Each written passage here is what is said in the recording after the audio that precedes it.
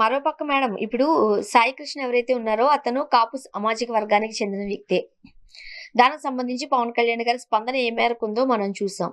ఇక ఇలాంటి అంశాలు చాలా ఉన్న నేపథ్యంలో అంటే కాపులకు సంబంధించి మీరు అట్‌లీస్ట్ కులం చూసన్నా ఓటేయండి అన్నారు అప్పుడు. ఇప్పుడు అసలు నన్ను ఒక నేను అందులో పుట్టాను కాబట్టి కాపుగా పరిగణించబడుతున్నాను గానీ, ఒక కులానికి నన్ను అంటకట్టొద్దు అంటున్నారు. ఇలా రకరకాల అంశాల నేపథ్యంలో రాష్ట్రంలోని కాపు నేతలంతా భేటీ అవుతున్నారు. తోట త్రిమూర్తులు గారు, అంబటి గారు, కన్నబాబు గారు, జగన్మోహన్ రెడ్డి గారిని కలవడం, వరుస భేటీలు నిర్వహించడం ఒక ప్రకంపనలు సృష్టిస్తోంది.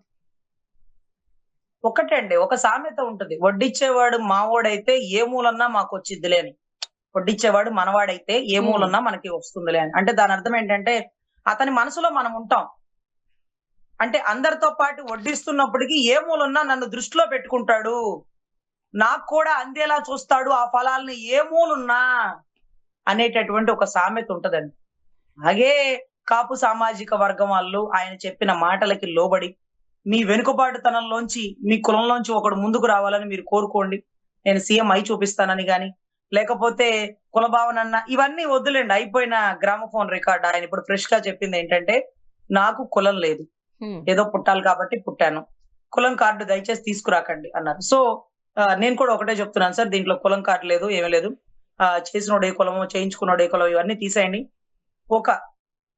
ఒక రాష్ట్రంలో ఒక బిడ్డ అన్యాయంగా పోలీసుల చేతిలో చంపబడ్డాడు.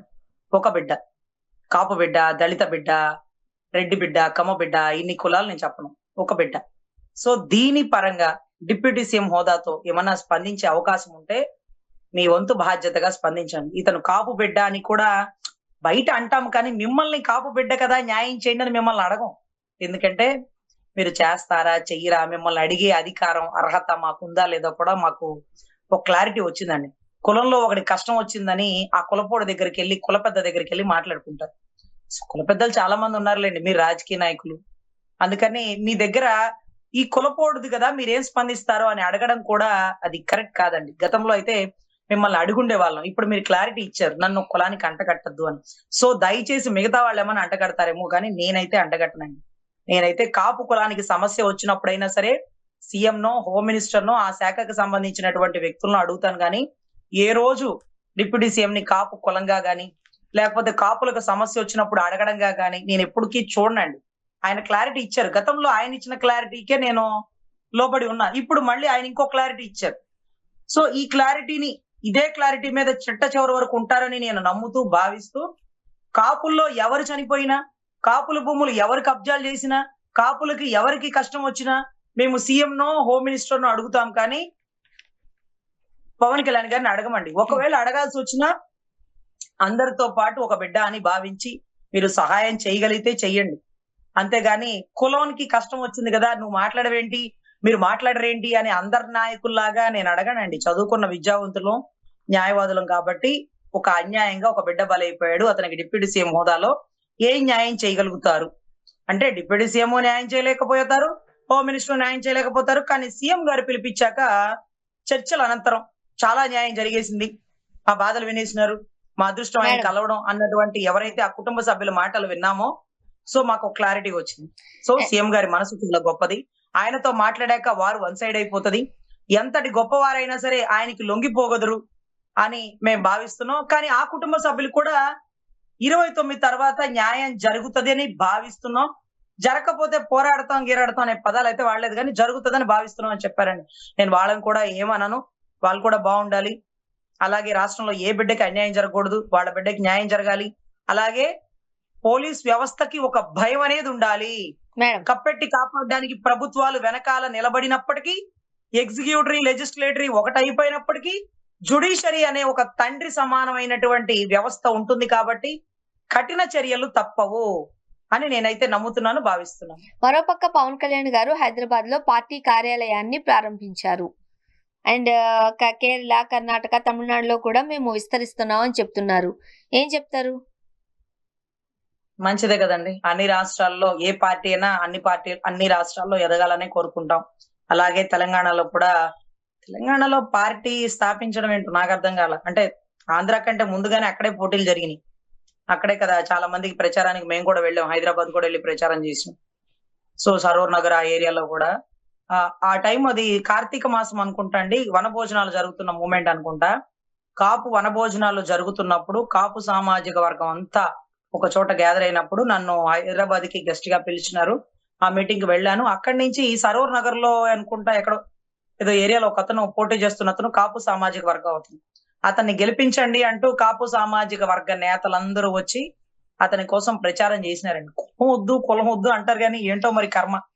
అన్ని చోటకి కులమే వచ్చేస్తుంటదండి. కానీ కులం లేని నాయకుడు రాజకీయాలు ఒప్పుకోరు. భారతదేశంలో మనం చూస్తామండి. ఉన్నాయా అసలు? అదే అందుకే కెమెరామెన్ గంగతో రాంబాబులో ఆయనే చెప్తుంటాడండి ఆ సినిమాలో. కాపులు hostel, SC hostel, BC hostel, Reddy hostel, Kamma hostel అని మీరే కులాల్ని విరగొడతారు. కులాలు లేని రాజకీయం చూడాలనుకుంటారు. అది ఎలా సాధ్యం అవుతది? కాలేజీలో ఒకటి పెట్టినప్పుడు హాస్టల్స్ కూడా పెట్టాల్సింది. అన్ని హాస్టల్స్, మహిళా hostels, boys hostel, girls hostel అయిపోతది. ఎస్సీ హాస్టల్, బీసీ హాస్టల్, కమ్మ హాస్టల్ ఇలా వివిధ హాస్టల్స్ ఉండేటప్పుడు కులాల వర్గం మీరే చేస్తున్నారు. మళ్ళీ మీరే ఉండకూడదంటారు. ఏదో చెప్తున్నారులేండి. అసలు అవన్నీ వింటే కూడా ఆశ్చర్యం అవుతున్నాయి.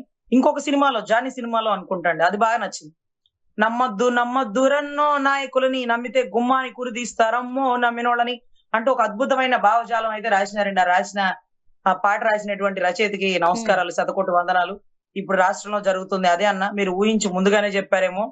నమ్మితే గుమ్మాని గురిదీస్తారని ఆశ్చర్యం అనిపించింది. అదే రకంగా మత కలహాలు, సనాతని హిందూ అంటూ మత కలహాలు కూడా పెట్టేస్తారంటూ కూడా పాటలో ఉందండి. అంటే ఇది హిందూ దేశం అంటే హిందువుల దేశం అని కాదండి. అందరి దేశం. అందరూ మనతో పాటు కూడా అందరూ కలిసే ఉన్నారు, కలిసే పుట్టారు, కలిసే పెరిగారు. సో దీంట్లో ప్రత్యేకించి ఒక మతాన్ని కాపాడుకుంటున్నారు అంటే ఎవరి నుంచి కాపాడుకుంటున్నారు? I am asking the straight question. Hindu మతాన్ని కాపాడుతున్నాను అంటారు. ఎవరి నుంచి? బ్రిటిష్ వాళ్ళ నుంచా? ఎవరి నుంచి? పాకిస్తానీల నుంచా? ఎవరి నుంచి? హిందువుల నుంచి హిందూ మతాన్ని కాపాడుతున్నారా? కాదే. మరి ఎవరి నుంచి? క్రిస్టియన్స్ నుంచి, ముస్లింస్ నుంచి, సిక్కుల నుంచి, బౌద్ధుల నుంచి, జైనుల నుంచి హిందూ మతాన్ని కాపాడతారా? ఏ అన్నా ఎటువైపు పోతుంది ఈ వ్యవస్థ? నువ్వు చెప్పిన మాటలే కదా. నువ్వు చెప్పిన మాటలే కదా. కులాలు లేని, మతాలు లేని వ్యవస్థను సృష్టించాలని సనాతని హిందూ అని హిందూ మతాన్ని కాపాడతానంటే ఎవరి నుంచి కాపాడుతున్నారో ఆ క్లారిటీ లేదు. కథలో అయితే బ్రిటిష్ వాళ్ళ నుంచో, పాకిస్తానీ వాళ్ళ నుంచో అనొచ్చు. ఇలాంటి మత కలహాలు కూడా అనవసరంగా రెచ్చగొట్టేది రాజకీయ నాయకులేనంటూ గతంలో ఆయన కూడా చాలా స్టేట్మెంట్లు ఇచ్చినారండి. మనం ఆయనకి కౌంటర్ మనం ఇవ్వక్కర్లేదండి. నాడు నేడు అప్పట్లో పవన్ కళ్యాణ్ గారి స్టేట్మెంట్, ఇప్పట్లో పవన్ కళ్యాణ్ గారి స్టేట్మెంట్ అంటూ మీడియా మొత్తం అవేనండి. ఆయనకి సమాధానం చెప్పడానికి మనం ఏదో ముందుకు వచ్చి మీరు అప్పట్లో అలా అన్నారు, ఇప్పట్లో ఎలా అన్నారంటే ఎప్పుడు అని అనడానికి మీరు మర్చిపోతారేమో, గూగుల్ మర్చిపోదు.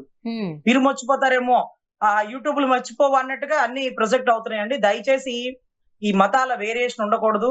మీరు తెలంగాణలో అంటున్నారు ఒక జనసేన పార్టీ ఆఫీస్ అని. గతంలోనే పోటీ చేసినారు, మళ్ళీ కూడా స్థాపిస్తున్నారు. బహుశా అక్కడ నేను పోటీ చేయననే క్లారిటీ ఆయన ఇచ్చారు. మళ్ళీ ఆయన క్లారిటీ ఆయనే కట్ చేస్తూ మళ్ళీ అక్కడ పోటీ చేస్తానంటారేమో, మాకైతే క్లారిటీ లేదు. ఆయన విడిగా వెళ్తానన్నారు.